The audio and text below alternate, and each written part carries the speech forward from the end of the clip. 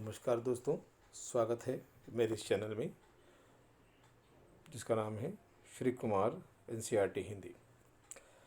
दोस्तों, जैसा कि आपको पता है, आजकल लॉकडाउन है और आप सब ऑनलाइन क्लासेस ले रहे हैं और सरकार के निर्देशों का पालन कर रहे हैं। ज़रूरी है कि आप सरकार के निर्देशों का पालन करें, घर में रहें, सुरक्षित रहें और सोशल डिस्टेंसिंग का भी पालन करें। तो बच्चों, मेरे इस चैनल पर आपको बहुत सारे वीडियो मिलेंगे जिसके माध्यम से आप हिंदी भाषा में और साहित्य में अच्छे से अच्छे अंक प्राप्त कर सकते हैं। आज इसी क्रम में मैं आपके सामने हाजिर हुआ हूँ। कक्षा 7वीं में जो वसंत पुस्तक है उसका पाठ है दादी माँ। देखिए बच्चों, किसी भी पाठ को पढ़ने के लिए ज़रूरी है कि आप उस पाठ के मुख्य बिंदुओं को समझें, यानी कि लेखक ने उस पाठ को क्यों लिखा है, क्या ज़रूरत पड़ी है उस पाठ को से लिखने की। तो इन चीज़ों को, इन बातों को हम कहते हैं मुख्य बिंदु, यानी कि उस पाठ के माध्यम से लेखक कहना क्या चाहता है। तो हम पहले उस पर बात करेंगे। जब इन मुख्य बिंदुओं को बच्चों आप समझ जाते हैं ना, तो पाठ को समझना, उसका विश्लेषण करना और उस पर आधारित किसी भी प्रश्न के उत्तर देना आपके लिए बहुत आसान हो जाता है और पूरी आत्मविश्वास के साथ में आप सभी सवालों के जवाब देने में खुद को सक्षम पाते हैं। तो शुरू करते हैं। देखिए बच्चों, पाठ के मुख्य बिंदुओं में कुल 4 बिंदु हैं। पहला है, लेखक का उद्देश्य है ग्रामीण संस्कृति को उजागर करना। दूसरा उद्देश्य है बड़े बुजुर्गों के महत्व को समझाना। तीसरा उद्देश्य है सामाजिक भेदभाव को दर्शाना। चौथा उद्देश्य है अपनी आर्थिक सीमाओं की पहचान, यानी कि मनुष्य को अपनी आर्थिक सीमाओं की पहचान होनी चाहिए। अब हम बच्चों एक एक बात पर हम विस्तार से चर्चा करते हैं। यहाँ इस बात का ध्यान रखिए बच्चों कि इन चारों बिंदुओं को आप पाठ पढ़ते समय ध्यान रखें कि इन बिंदुओं से जुड़े हुए उदाहरण, घटनाएं दादी माँ पाठ में आपको जगह जगह मिलेंगी। आपको उन उदाहरणों को इन बिंदुओं के साथ में जोड़कर समझना है, तभी आप प्रश्नों के अच्छे उत्तर लिख पाएंगे और अच्छे अंक अर्जित कर पाएंगे। तो ठीक है बच्चों, पहला पॉइंट समझते हैं हम, ग्रामीण संस्कृति को उजागर करना। देखिए बच्चों, गांव की एक अलग संस्कृति होती है, शहर की एक अलग संस्कृति होती है। गांव में लोगों का रहने का ढंग, खान पान का तरीका, भाषा बोलने का तरीका, वो अलग अलग प्रकार के त्यौहार मनाते हैं और अलग अलग तरीके से एक दूसरे से वो इंटरेक्शन करते हैं, यानी कि बातचीत करते हैं। तो इन सब बातों को हम ग्रामीण संस्कृति से जोड़कर देखते हैं। अब देखिए, गांव में किस प्रकार के त्यौहार मनाए जाते हैं। गांव के जो लोग हैं ज़्यादातर सामाजिकता पर विश्वास करते हैं। सामाजिकता मतलब होता है बच्चों, सोशल लाइफ उनकी ज़्यादा होती है, यानी कि सब गांव में एक दूसरे को जानते हैं। शहरों में आप देखेंगे लोग एक दूसरे को ज़्यादातर नहीं जानते। अगर हमसे कोई ये पूछे कि आप अड़ोस पड़ोस के लोगों के नाम बताइए, तो बहुत कम लोगों को ये बात पता होती है। ज़्यादातर हम इन चीज़ों से मतलब ही नहीं रखते, लेकिन गांव में ऐसा संभव नहीं होता है। गांव में सबसे लोगों के जीवन का सबसे अभिन्न अंग है, सबसे ज़रूरी हिस्सा है सोशल लाइफ, यानी लोग एक दूसरे से जुड़े रहते हैं। किसी के घर में कुछ भी अगर समस्या हो जाए, खुशी हो जाए, तकलीफ़ हो जाए, सब एक दूसरे को जानते हैं। तो ये आ गया। अब इस तरह की जो संस्कृति है इस पाठ में दिखाई पड़ती है। तो लेखक ये कहना चाहता है कि शहरों से अलग एक गांव की संस्कृति होती है। उस गांव की संस्कृति में जो सुकून है वो शहरों की संस्कृति में नहीं है।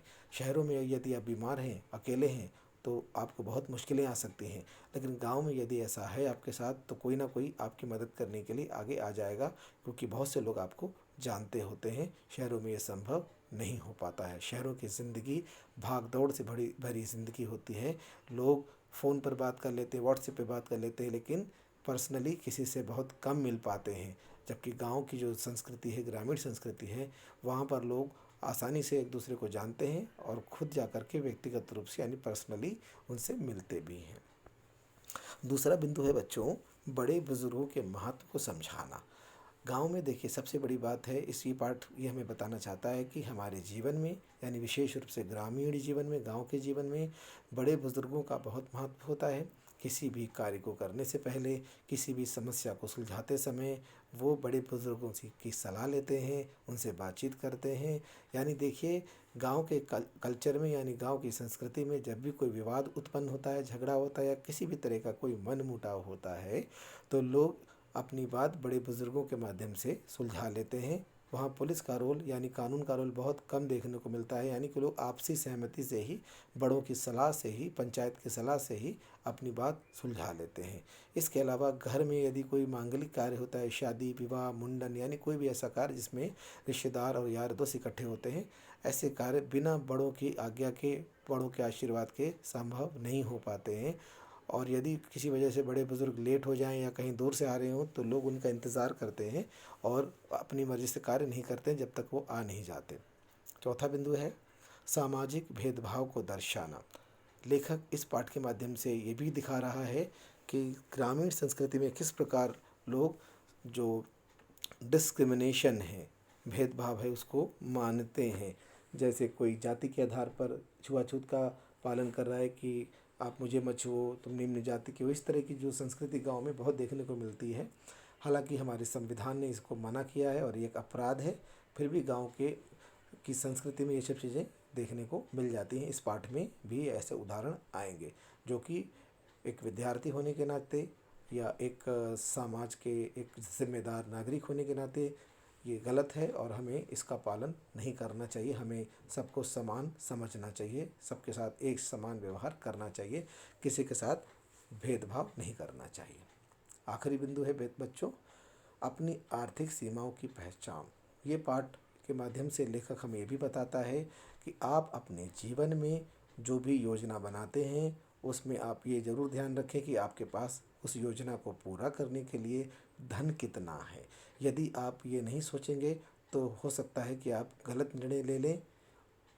उदाहरण के लिए, यदि आपने योजना 100 रुपये की बनाई है तो आप उसमें 90 रुपये खर्च करेंगे, और यदि आप उस 100 रुपये की योजना में 150 रुपये खर्च करने की योजना बना लेते हैं तो 50 रुपये आप कहाँ से लाएंगे? आपको उधार लेना पड़ेगा, कर्ज लेना पड़ेगा। इससे आपका जीवन मुश्किल हो जाएगा, क्योंकि अगर आप उधार लेते हैं, लोन लेते हैं, कर्ज लेते हैं, तो आपको उसको चुकाना भी पड़ेगा। इससे आपके आने वाली जो समस्याएं, भविष्य में आपकी समस्याएं बढ़ सकती हैं। भविष्य में आपकी कमाई होगी या नहीं होगी, कोई कमाई में मुश्किल आ जाएगी, तो आपने अगर कर्ज लेकर के खर्च किया हुआ है तो आप बहुत मुश्किल में पड़ सकते हैं।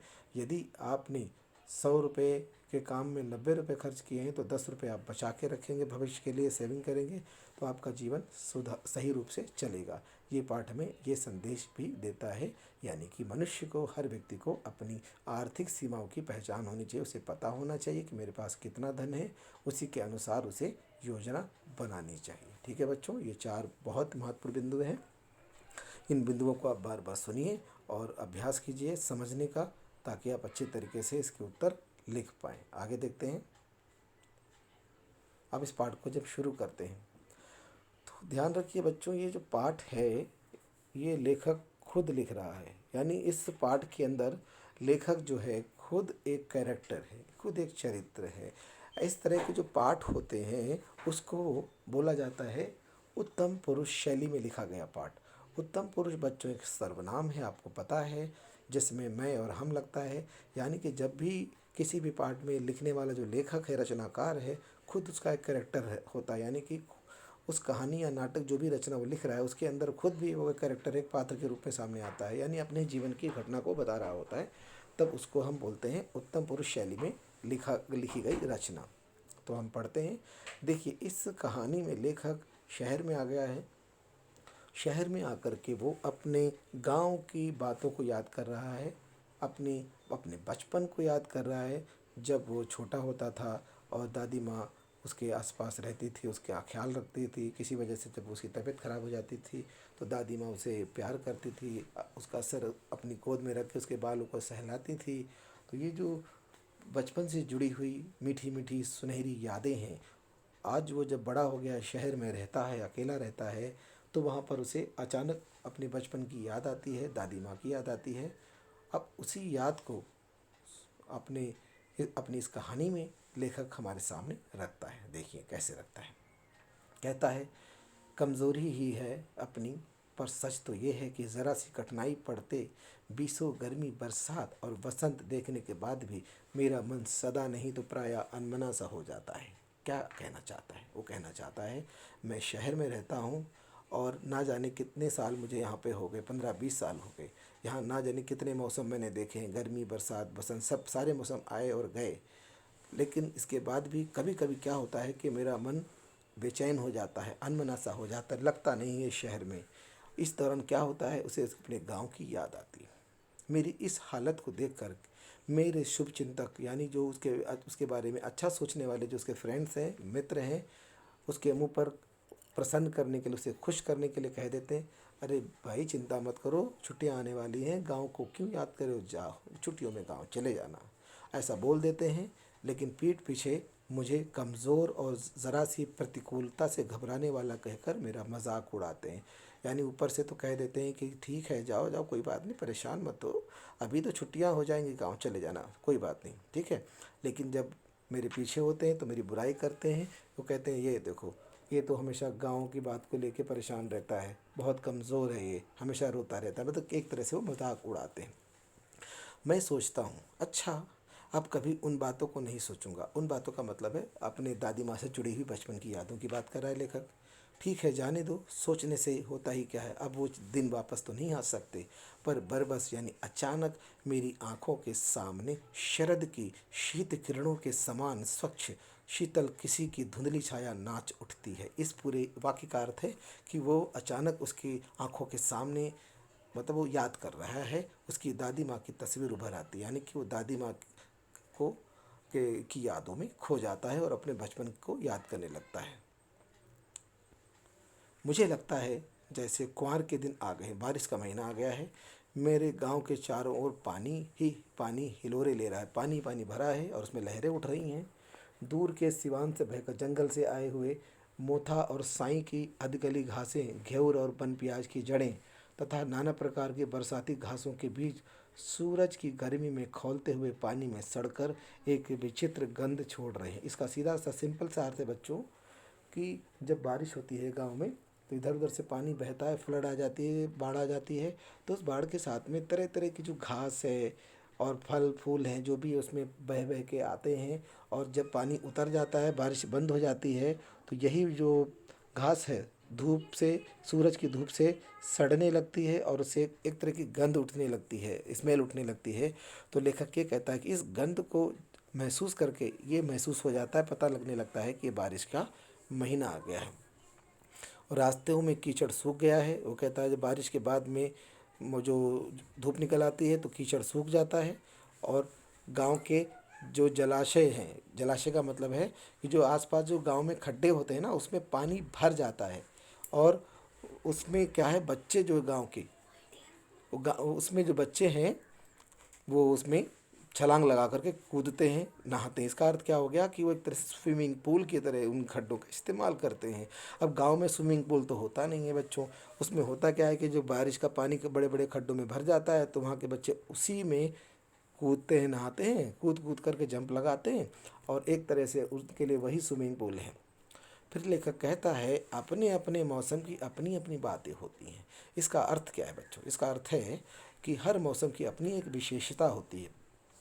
जैसे बारिश की अपनी विशेषता है, सर्दी की अपनी विशेषता है, गर्मी की अपनी विशेषता है, यानी कि मौसम अलग होता है, प्रकृति अलग होती है, उसमें खाने पीने के जो वस्तुएं हैं, कहीं किसी मौसम में आम आते हैं, किसी मौसम में संतरे आते हैं, यानी हर मौसम की अपनी अपनी कुछ विशेषताएं होती हैं। फिर वो लेखक कहता है आषाढ़ का जो महीना होता है, आषाढ़ का अर्थ होता है जून का महीना। जून के महीने में आम और जामुन ना मिले, चिंता नहीं। अगहन में चिवड़ा, अगहन होता है नवंबर दिसंबर का महीना बच्चों, अगहन में चिवड़ा ना मिले, चिवड़ा एक तरह का जिसको पोहा बोलते हैं आप, पोहा ना मिले और गुड़ ना मिले, दुख नहीं। चैत के दिनों में लाई के साथ, चैत होता है बेटा जो आपका ये फरवरी मार्च का महीना, चैत के दिनों में लाई के साथ गुड़ ना मिले, गुड़ की पट्टी जो होती है आपने देखा गुड़ के साथ मिला करके जो गजक होती है, ना मिले, अफसोस नहीं। पर कुंवार के दिनों में, कुंवार का महीना जो बारिश का महीना है के दिनों में इस गंधपूर्ण झाग भरे जल में कूदना ना हो तो बड़ा बुरा मालूम होता है। वो कहता है अलग अलग मौसम में दुनिया भर की जो चीज़ें होती हैं, फल फूल आते हैं, वो मिले ना मिले कोई गम नहीं मुझे, लेकिन बारिश के महीने में जो पानी भर जाता है ना, उसमें अगर कूदने का मुझे सौभाग्य ना प्राप्त हो तो ज़िंदगी थोड़ी थोड़ी सी मुझे अधूरी सी लगती है, बुरा मालूम होता है। मैं भीतर हुड़क रहा था, हुड़कने का मतलब है इच्छा उसके अंदर जो है पैदा हो रही थी इस तरह के पानी में नहाने की। दो एक दिन ही तो कूद सका था, ये बचपन की बात है बेटा। नहा धोकर बीमार हो गया, हल्की बीमारी ना जाने क्यों मुझे अच्छी लगती है। अब ये कह रहा है बीमारी अच्छी लगती है क्योंकि क्या है यहाँ पे, इस बीमारी की में जो उसकी दादी हैं उसकी देखभाल करती हैं और अपने गोद में उसका सर रख लेती हैं और बहुत प्यार करती हैं, बालों को सहलाती हैं, तो उसको इस बीमारी के साथ साथ बड़ा प्यार मिलता है दादी का। तो वो कह रहा है कि ये बीमारी बड़ी अच्छी लगती है। थोड़ा थोड़ा ज्वर हो, ज्वर का मतलब होता है बच्चों बुखार, फीवर, सर में साधारण दर्द और खाने के लिए दिन भर नींबू और साबूदाना। लेकिन इस बार ऐसी चीज़ नहीं थी। अभी इस बार जब बोलता है तो इसका अर्थ है वो अब शहर की बात कर रहा है। अभी तक गांव की बात कर रहा था, वो शहर की बात कर रहा है। लेकिन इस बार ऐसी चीज़ नहीं थी। ज्वर तो चढ़ा तो चढ़ता ही गया, रज़ाई पर रज़ाई, और उतरा रात 12 बजे के बाद। वो कह रहा है इस बार जो फीवर चढ़ा तो चढ़ता चला गया, कोई देखभाल करने वाला था नहीं। मैंने कई रज़ाई ओढ़ी लेकिन कोई फ़ायदा नहीं हुआ। उतरा ये मेरा बुखार कब उतरा?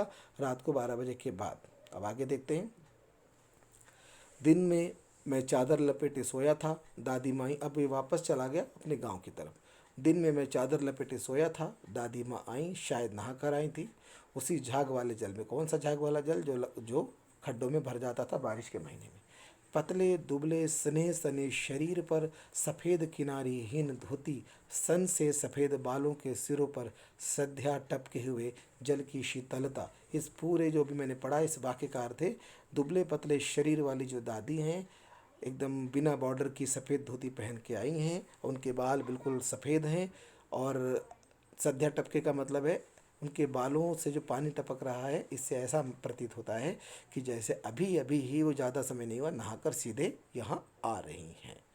आते ही उन्होंने मेरा सर छुआ, पेट छुआ, आंचल की गांठ खोल किसी अदृश्य शक्तिधारी के चबूतरे की मिट्टी मुंह में डाली, माथे पर लगाई। इसका अर्थ है कि जिस जैसे हम लोग साईं बाबा में जाते हैं तो वहाँ से आप भभूत लेके आते, इसी तरह से लिखा हुआ है कि दादी माँ किसी मंदिर या किसी बाबा जी के पास गई, वहाँ से उन्होंने कुछ मिट्टी विट्टी ली और उसको ला करके मेरे माथे पे लगाई, मेरे मुंह में थोड़ी सी डाली, जिससे मैं अच्छा हो जाऊँ। ये गांव की जो परंपराएं हैं उसकी बात की जा रही है।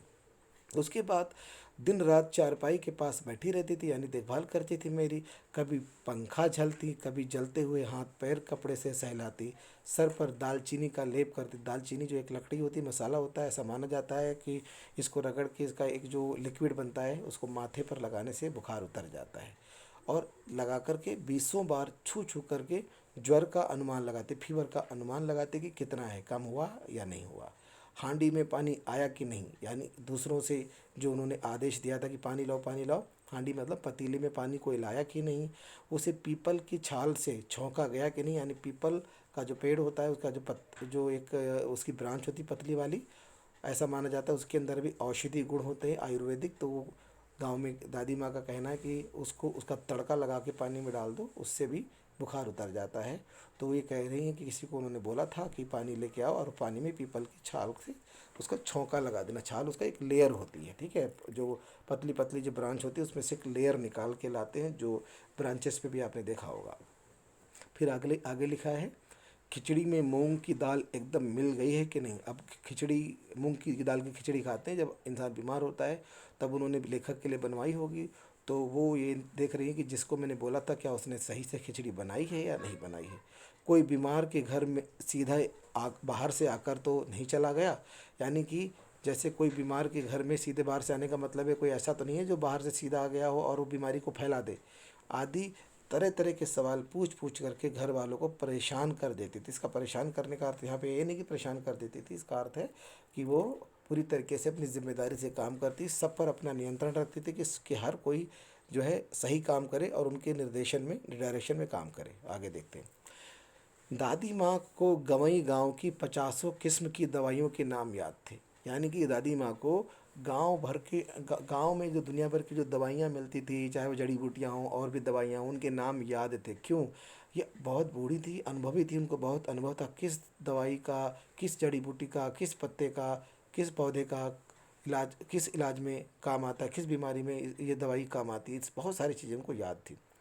गांव में कोई बीमार होता, उसके पास अपने आप पहुंच जाती और वहाँ भी वही काम शुरू कर देती, हाथ छूना, माथा छूना, पेट छूना, फिर भूत से लेकर मलेरिया, सरसाम, निमोनिया तक का अनुमान विश्वास के साथ लगाती। इसका मतलब है कि वो अलग अलग अंदाज़ा लगाती कि चलो इसको कहीं भूत तो सवार नहीं होगा, जैसे गांव में थोड़ा सा अंधविश्वास होता है, लोग मानते हैं, तो कभी कहती इसको मलेरिया तो नहीं हो गया है, मतलब अलग अलग अनुमान लगाती कि इसको ये तो नहीं हो गया, ये बीमारी तो नहीं हो गई है, इस प्रकार वो अंदाज़ा लगाती रहती थी।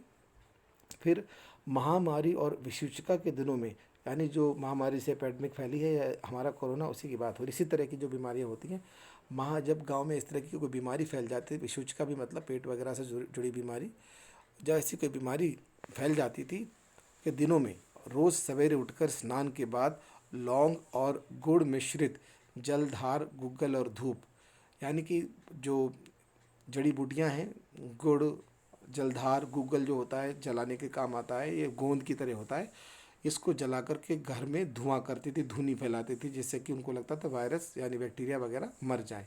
सफाई कोई उनसे सीखे ले। दवा में देर हो जाती थी, मिश्री या शहद खत्म हो जाता था, चादर या गिलाफ, गिलाफ होता है पिलो कवर, गिलाफ नहीं बदले जाते तो वे जैसे पागल हो जाते, गुस्सा हो जाते, क्यों नहीं किया अभी तक काम ये। बुखार तो मुझे अब भी आता है, अब का मतलब फिर वापस शहर की बात करेगा। बुखार तो मुझे अब भी आता है, नौकर पानी दे जाता है, मेस महाराज, मेस मतलब कुक जो होता है खाना बनाने वाला, रखा होगा उन्होंने शहर में, अपने मन से पका कर खिचड़ी या साबूदाना दे जाते हैं।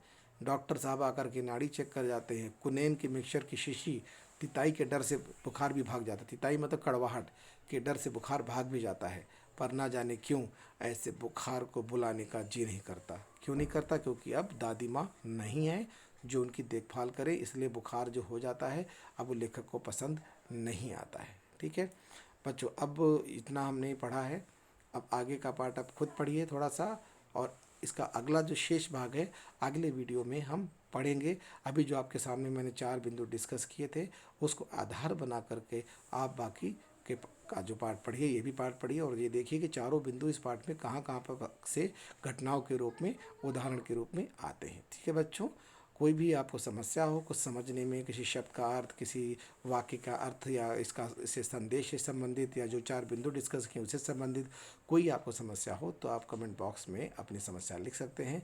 मैं जैसे ही मेरी नज़र पड़ेगी मैं आपको जवाब देने की पूरी कोशिश करूँगा। यदि ये वीडियो आपको पसंद आता है तो आप अपने दोस्तों के साथ में इसको शेयर ज़रूर करें, क्योंकि जो ज्ञान है बच्चों, बांटने से ही बढ़ता है।